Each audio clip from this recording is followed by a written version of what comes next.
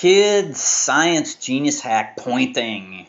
If you're in this video, you're making science way, way, way too hard and you're trying to understand the information. It's super important that you understand that science for ACT is all about just overriding what the test writer gives you. They give you tons of details. They try and confuse you. They give you subject matter that you're unfamiliar with. All we have to do is point to the right area. That's it. You don't have to understand it. Point and use your answer choices. All right, let's go ahead and take a look at what this means. Science point hack. First things first, most of the time when you see your science pointing hack, you are going to be using the data. They give you the majority of the questions in the data passage. So all you have to do is you have to simply just use this technique here. Let's take a look at that technique here. First things first, you have to use two hands. All right, on one hand, we're going to use one finger that is going to point from the underlined portion that we underline in the question stem. And the other hand, we may use 2 to 3 fingers, and we're basically going to point to the X and the Y axis. Also, you'll see another technique here. What we could do is we could actually take our pencil and we could draw a line across. In this particular case, we'll start off with pointing, just simply using fingers. All right, so two hands. The first hand would be pointing to the question. Here is your hand, and this is the question. The other hand over here would have to point to the data. So what we would do is we could use a thumb and we could use our index finger. Use your hand. All right. So let's go ahead and take a look at a working example. We're going to have two hands. And first hand is going to be on the question. In the question, what we have to do is we have to underline all the important stuff here. So that includes the location and all the stuff that feels relevant. Figure 2, that's the location, 45 centimeters in length of the glass pipette. What is the pressure of the gas? Okay, those are the things that we're going to do. All right, so with my first hand, here's my hand.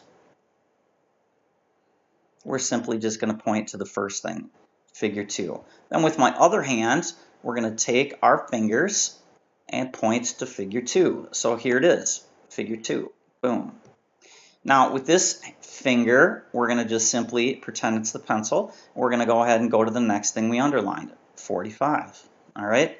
With our other hand here, now we have to find 45 centimeters. So the trap on the test is they're going to give you some information, first of all, that is the X, Y, and axis. You have to weed through which one is which, all right? 45 centimeters, we see it here. It's T divided by cm, all right?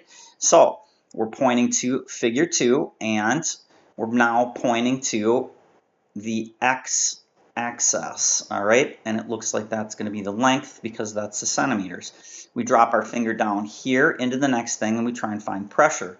So here we have one finger here,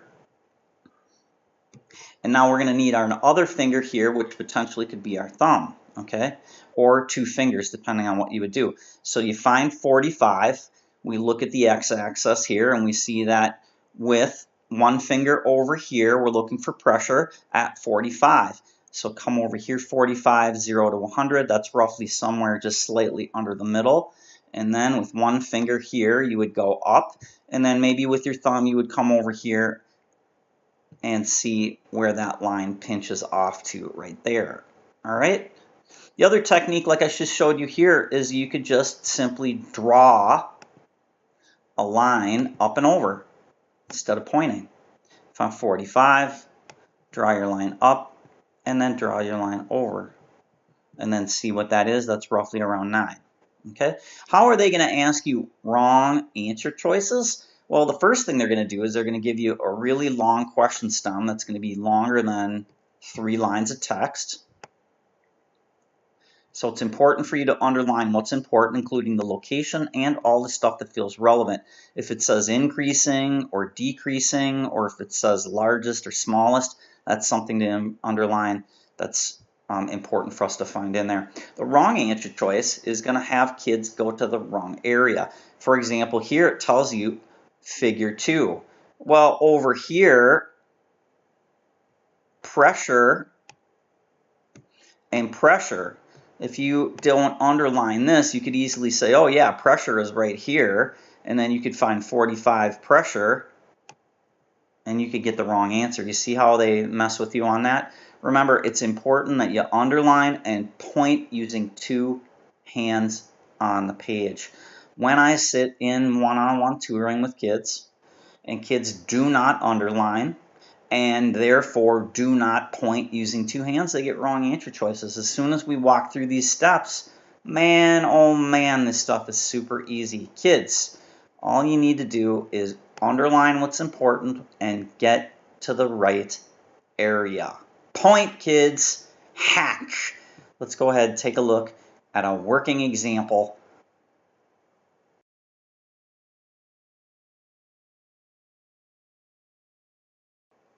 Kids, here we are in the first passage. It's passage number 3. So step number 1, when we look at our questions, what we want to do is we want to underline what's important. All right, here's problem number 13.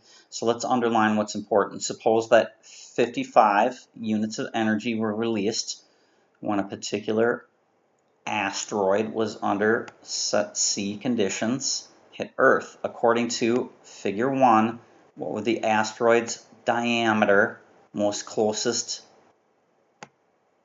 be to which of the following? All right, so with one hand, we're going to pretend that this is your hand right here.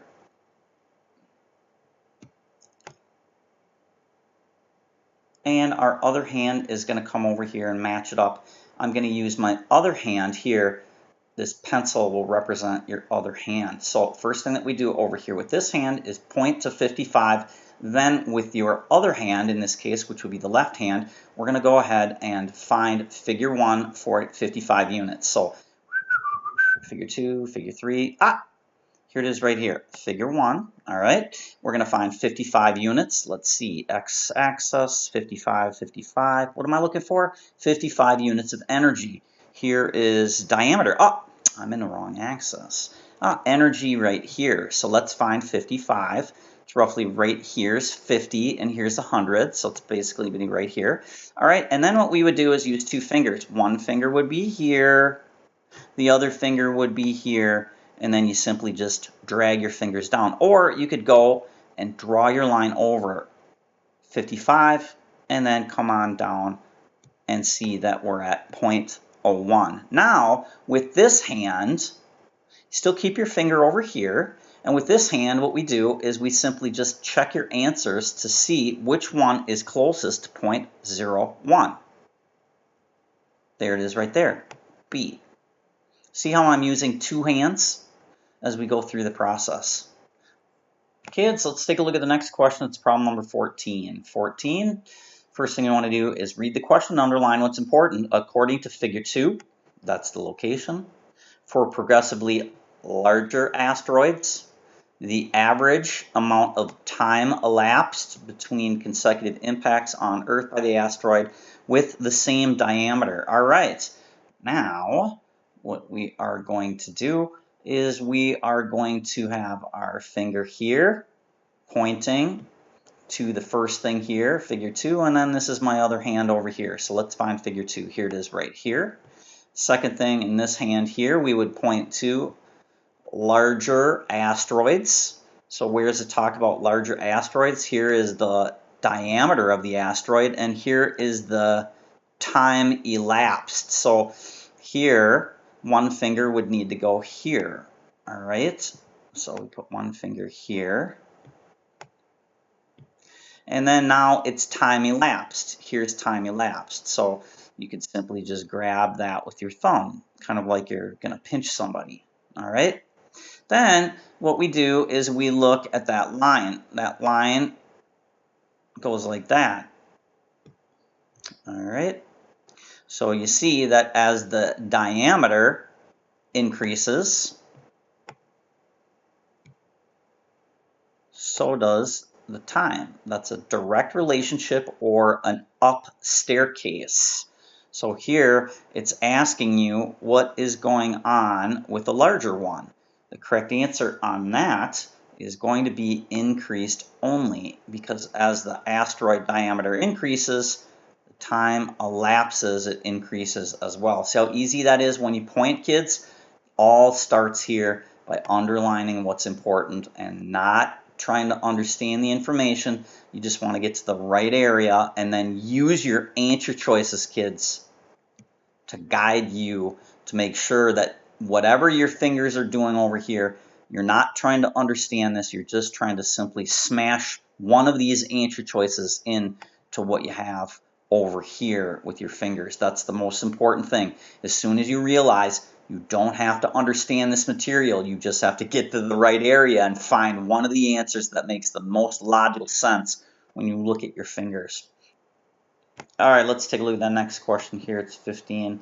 First thing you want to do, once again, when you read the question, we're going to simply underline what's important. According to figure 3, for any given range of crater diameter, the percent of the surface of Mars is covered by impact craters with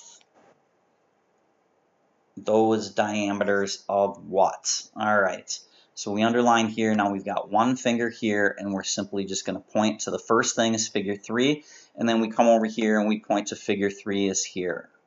Drop your finger down, and it looks like we're looking for the range of crater diameter. So is that the X or the Y? Impact crater diameter. Okay, so now we're pointing here. We drop down, we take a look at the next thing. It says the percent of surface covered. That is over here. That's the y-axis. So really what you do is, you see how we're pinching again with our fingers? That's it. All right. And we are looking for what? We are looking for Mars. All right, Mars, Mars, Mars, where's that? Oh, if we had another finger available, we could find Mars up here, and that's the black bar. You can just simply just look at the key. Keys are super important because keys unlock stuff. It tells you that Mars is black, and now you're going to compare black to white to kind of like a gray. So it looks like gray is the largest, which is the moon, then Mercury is white, and black is Mars. All right, so it looks like on all of these, black is the lowest. You see that? So when you come over here, the impact craters with those diameter is, looks like black is less than all three of them, all right? It's less than Mercury, okay, or the moon. Is that true? Yes, it's less than Mercury here, because lower than the white one is Mercury. Lower than the white one, lower than the white one, yes, okay. Is it lower than the moon? Which one's the moon? The moon is gray. Is it lower than that? Yes. Is it lower than that? Yes. Is it lower than that? Yes. Is it lower than that? Yes. Is it? Let's see. I'm just checking my answers, kids. That one looks good. All right. Put a dot by it. Less than Mercury, but greater than the moon. All right. So is Mars greater than the moon? Is the black one greater than the gray one? No, you see right away, because it's not. You see how these are just looking at it. All right. It says greater than Mercury. All right. No, Mars is less than Mercury. We already saw that. That's out. Is it greater than Mercury but less than the moon? No, that's wrong as well. You're checking your answers based upon where your fingers are, kids. See how easy this is? The correct answer for 15 is going to be A. Point! Kids, your turn. Go ahead, open up your booklet to passage number 4. It's data. We're going to work questions 25 through 29. Quick review of what we just did. Remember, you have to use 2 hands, number 1. Number 2, what we're going to do is underline all the things that are important in the question. That includes the location, figure 1, table 1, so forth. All the stuff that feels like it's important. It's going to pressure, increase, decrease, greatest, so forth. So it's just kind of like the reading, so nouns and verbs almost. All right, once we do that, we're going to use two hands, and we are going to point with one finger from the question, what you underlined, and the other hand is going to match it up. What I would like you to do is try and draw a line with your pencil, see which technique you like a little bit better. For right now, go ahead, pause the video here, answer questions 25 through 29. We'll come on back with the answers and explanations in a moment. Let's take a look at the answers. Problem number 25. Here's what I did. I came over here, I read the question that says, according to figure 3, I underlined figure 3, lowest temperature, underline that, at which bubbles would form a 30% EO solution in 1 ATM, which would be the closest one. Then what I did is I took one finger here, kept it on figure 3, and then I pointed to figure 3. Where is figure 3? There's figure 3. Then with that first hand, my left hand in particular, I took and dropped it to lowest temperature. With my right hand, then I went up and found temperature. Okay, it's not the x-axis, so it's the y-axis because I see degrees Celsius here. Okay, then with my left hand, I dropped down to 30%. All right, my right hand, I found 30% EO right there. All right, then I went up with my index finger and my pointing finger, I went up to here, matched where the fingers are. The other thing you could do is you could take your pen or pencil, draw a line up to see where they match, up and over. It looks like we're somewhere between 20 and 30. Then what I did with my left hand again, is down over here, I just simply dropped my left hand into the answer choices and saw which one is going to give me an answer that's somewhere between 20 and 30. Answer choice B is 25. If you look real close, it's right in there, right around 25, 26 or so. 25B, correct answer. Problem 26, first thing that I did is I read the question. I came over here and underlined what was important. At 10 degrees Celsius, 1 ATM, the percent EO increased from 0 to 100. What happened to the mass? All right, now we're going to introduce a concept here that you're going to learn in a different video called yikes. All right, the concept we're working on right now is pointing. We underlined step 1, what's important, and with our left hand, we would go ahead and just simply point to the first thing here, which is 10 degrees Celsius. All right, so when you look over here, the first thing we point to is 10 degrees Celsius. So where do we do that? Let's see, Celsius is here on the y-axis in figure 2. Here it doesn't tell us where to go, figure 1, 2, or 3. Okay, oh wait, up here we see that we have degrees Celsius as well in the y-axis, and here we have density. Okay, so let's see, I'm not sure where to point. Let's keep moving. Percent EO, okay, great, so that's the x-axis here, but it's here too, and also it's down over here, so that doesn't help a whole lot. It says from 0 to 100%. Here is 0 to 100. Here is 0 to 100. Here is 0 to 100. I am struggling where I'm supposed to be right now. You see, kids, you are lost. Basically, what's happening is you are not pointing to the right area. All right? So what do we do? With our left hand, we simply drop it down further. Here in the last thing, we're looking for mass. All right? So we know we're looking for mass at 10 degrees Celsius. All right? All of them have 10 degrees Celsius except for figure 2. We come back over here and we say, where's mass? All right. You can look over here to try and find mass in the X and Y axis. Here it looks like in the first one, it's the boiling point. Here's the freezing point, and here's the density. Density has grams per milliliter. Grams deals with the mass. See that? We just slightly introduced the concept of what's called yikes. All right? Yikes means that when you look at your question and you don't know what to do or where to go, that means that we're going to have to engage ourselves by reading the text area. We're going to have to grab something in the text here in the question and go back up into the text area here and finger scan for it. All right, in this case here, I'm looking for mass. Come back up here, da da da da da da da da da da da da da da da da da. I feel like there's something up here. If you look, the concentration up in the given, hey, look, it's mass right here, all right? By the way, if you look here, it says the mass dealing with the density, it's 10 degrees. So right now, you know that the mass is going to come from figure 1. That tells you where to point. Do you see that, kids? All right. Yikes. Sometimes we're going to need to finger scan for more information if you feel like you can't answer the question. All right. Now, once we've defined where we need to point to, we're going to go over here and look at the percent EO increasing from 0 to 100. Let's go ahead and point there with our right hand. Come back over here. 0 to 100 in the EO, right?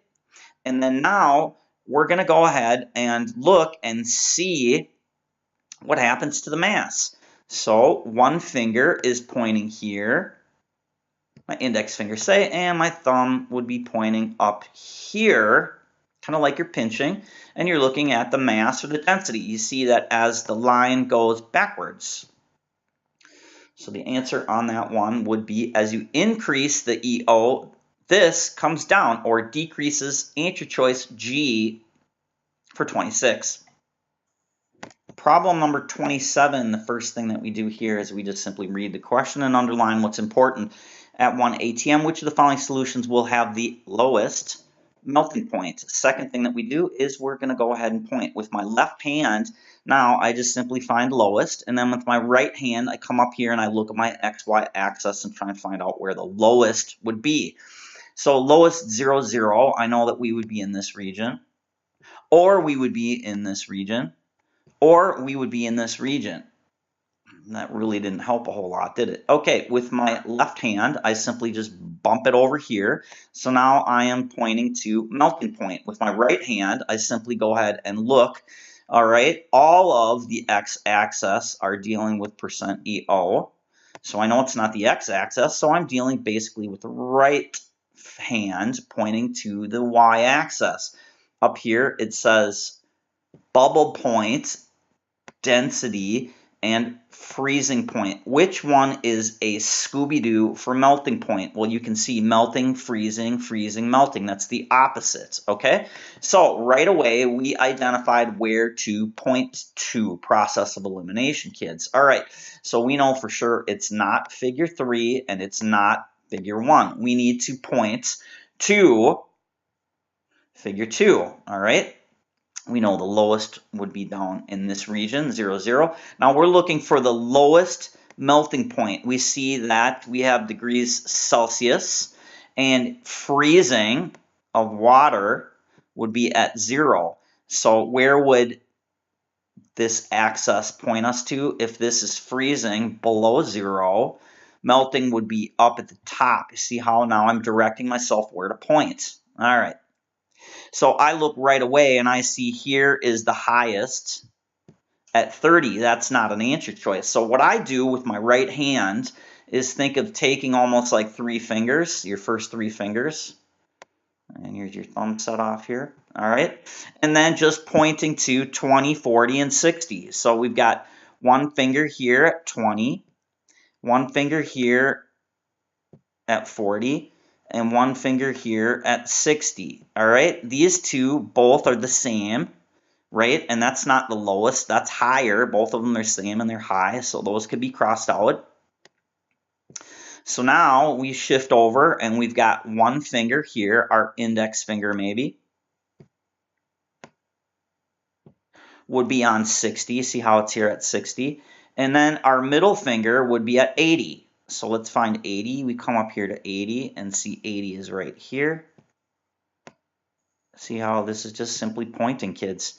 Here's your thumb, and here's your fingers. And that's your hands, all right? We're looking for the lowest melting point. Where is the lowest temperature here? You can see that here is lower, so 80% is going to be the correct answer. D for problem number 27. Kids, point. Look at your XY axis process of elimination. Problem 28. First thing you do is go ahead and read the question, underline what's important. All right. According to figure 2 and figure 3, a solution with ethylene oxide in H2O has a bubble point of 15. We'll have a freezing point closest to what? All right. This particular problem is called a double pointer. All right. We're going to need to go to 2 different columns and kind of combine them. So you could call it a double pointer or a combo problem, whatever you'd like. Okay. So first thing that we want to do is find figure 2 and figure 3. Here's figure 3 and figure 2 right here. And with my right hand, now here's my index finger and my thumb on my right hand. My left hand, I'm just going to simply point. Go ahead and find bubble points. All right, with my left hand, I come over here, and this pencil is my left hand bubble point. Here it is right here. All right, then I find 15 with my right hand, so let's find bubble point at 15. Remember, I'm in the y-axis, so I have to find 15 on the y. So it looks like there's 10 to 20. It looks like we're right here.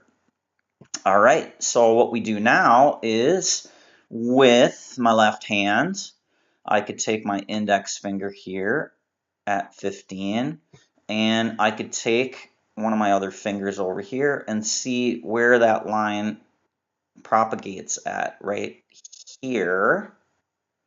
15 would propagate right here at this point here. So now we've got one finger here. Maybe that's your middle finger. On your left hand. And we just need to find a number. So that is 70. Second way that you can do that, kids, is just simply draw a line and whatever seems better for you. All right, we found bubble point and 15, and we just draw a line straight across and see that we're at 70. All right,